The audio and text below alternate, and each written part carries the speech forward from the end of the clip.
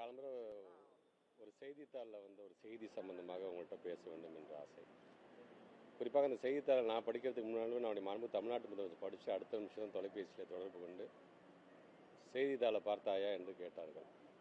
உடனடியாக அதை வாங்கி அதை படிக்கும் பொழுது தான் சிபிஎஸ்இ சார்ந்திருக்கின்ற பிள்ளைகளுக்கு இந்த ஆண்டிலேருந்து 5ஆம் வகுப்பு 8ஆம் வகுப்பு அந்த பிள்ளைங்க ஃபெயில் ஆனாங்க என்று சொன்னால் அவங்க மீண்டும் அதே வகுப்பிலே தான் படிக்க வேண்டும் என்கின்ற NEP தேசிய கல்விக் கொள்கை என்ன சொல்லுதோ அந்த சரத்தை அமுல்படுத்த போவதாக ஒரு செய்தியை பார்த்தோம். இன்றைக்கு அந்த செய்தியின் காரணமாக எதுக்காக தான் தமிழ்நாடு முதலமைச்சர் தொடர்ந்து வலியுறுத்தி கொண்டிருக்கிறோம், ஏன் தேசிய கல்விக் கொள்கையை நாங்கள் ஏற்றுக்கொள்ள மாட்டேங்கின்றோம், அதில் இருக்கின்ற கிளாஸஸ்லாம் என்னென்ன சொல்லுது என்பதை நாங்கள் தொடர்ந்து வலியுறுத்தி 2019 டிராஃப்ட் வெர்ஷனில் இருக்கும்பொழுதே தமிழ்நாட்டு முதலமைச்சர் ஏற்றுக்கொள்ளாமல் சொன்ன பொழுது தான் உங்களுக்கே தெரியும், கொரோனா காலத்தில் அவசர அவசரமாக இன்றைக்கி அதுக்கு ஒப்புதல் தரப்பட்டு இன்றைக்கி அதை படிப்படியாக நடைமுறைப்படுத்த வேண்டும் என்று அவர்கள் இன்றைக்கி துடித்துக் கொண்டிருக்கின்றார்கள்.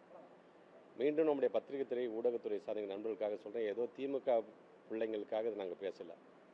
பாரதிய ஜனதாவை சார்ந்திருக்கின்ற பிள்ளைகளாக இருந்தாலும், அதிமுகவை சார்ந்திருக்கின்ற பிள்ளைகளாக இருந்தாலும், பொது உடைமை இயக்கத்தை சார்ந்திருக்கின்ற பிள்ளைகளாக இருந்தாலும், விடுதலை சிறுத்தைகள் கட்சியை சார்ந்திருக்கின்ற பிள்ளைகளாக இருந்தாலும், மறுமலர்ச்சி திராவிட முன்னேற்ற கழகத்தை சார்ந்திருக்கின்ற பிள்ளைகளாக இருந்தால் அந்த அனைத்து பிள்ளைகளுக்காகவும் தான் சேர்த்து நாங்கள் பேசுகின்றோம்.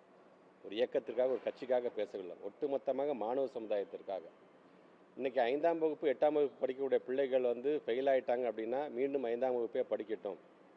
ரிசல்ட் ஒரு 2 மாதம் கால அவகாசம், அதுக்குள்ளே அந்த பிள்ளைங்க எப்படியாச்சும் நீங்கள் தேர்ச்சி பெற வச்சுருங்க, இல்லைனா அந்த பிள்ளைங்க தனியாக டியூஷன் வைங்க, அந்த பிள்ளைங்களை நீங்கள் பாஸ் பண்ண வச்சுங்க. அப்படி இல்லைனா திருப்பி அந்த பிள்ளைங்க 5ஆம் வகுப்பே படிக்கணும், 8ஆம் வகுப்பே படிக்க வேண்டும் என்று சொல்கிறார் என்று சொன்னால், இன்றைக்கு எலிமெண்ட்ரி என்று வரும்போது ட்ராப் அவுட்டே இல்லாத ஒரு மாநிலமாக நம்ம இருக்கின்றோம். 5ஆம் வகுப்பு படிக்கிற பிள்ளைகிட்ட போய் நீங்கள் ப்ரெஷரை போட்டு, அந்த பெற்றவங்களுக்கு ஒரு ப்ரெஷரை போட்டு கடனை உடனே வாங்கி அப்படியே சிபிஎஸ்இ ஸ்கூலில் சேர்க்கிற பிள்ளைங்க அந்த பெற்றவங்க எப்படிப்பட்ட ப்ரெஷருக்கு ஆளாவார்கள்? அந்த பிள்ளைங்களுக்கு என்ன தெரியும்? 5 வயசு படிக்கிற பிள்ளைங்கள்ட்ட என்னன்னு உட்காந்து நீங்கள் தனியாக நீங்கள் அட்வைஸ்